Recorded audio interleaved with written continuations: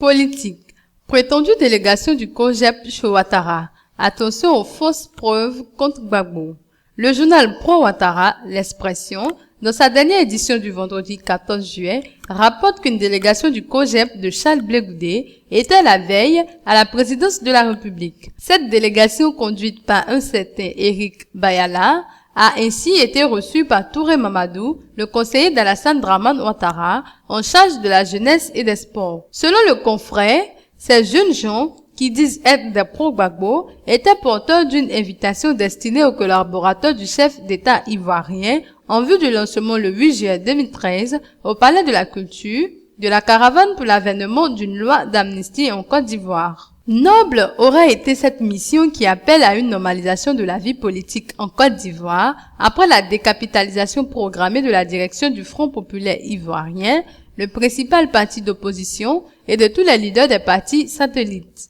Mais la délégation du COJEP, telle qu'elle s'est rendue à la présidence de la République pour aller chercher le pardon d'Alassane Dramane Ouattara, pour l'amener à signer une loi d'amnistie générale, est suspecte. Elle intrigue même pour la simple raison que cette délégation conduite par Éric Bayala n'a jamais été mandatée par la direction actuelle du COJEP, dirigée par Roselyne Bly, le remplaçant de Joël Poté, à la tête du plus jeune mouvement politique du pays, pour entreprendre une telle démarche. Mais comme Éric Bayala et ses camarades, ils sont nombreux les jeunes gens qui se réclament du COJEP et ou se proclament proches du président Laurent Gbagbo pour se faire une place au soleil auprès des autorités ivoiriennes actuelles. Dans le mensonge le plus abject, les chefs d'État ivoiriens et Charles Blé Goudé en prison sont désormais devenus des fonds de commerce dont chacun veut tirer le maximum de faveur pour s'en mettre plein les poches en fabriquant des choses sur ces deux personnalités. Les collaborateurs du nouvel homme fort d'Abidjan, qui ne le savent que trop,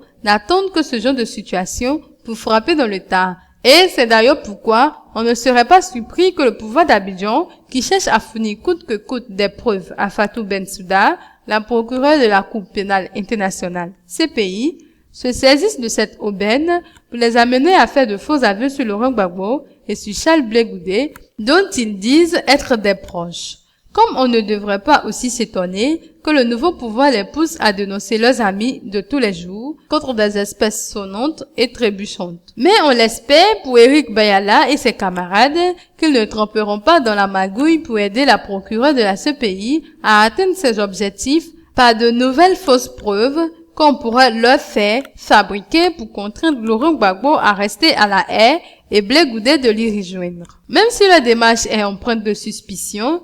et poursuit un autre dessein que celui du retour de la paix en Côte d'Ivoire pour n'avoir pas signalé au conseil du chef de l'État l'absence de leur nouveau chef de file,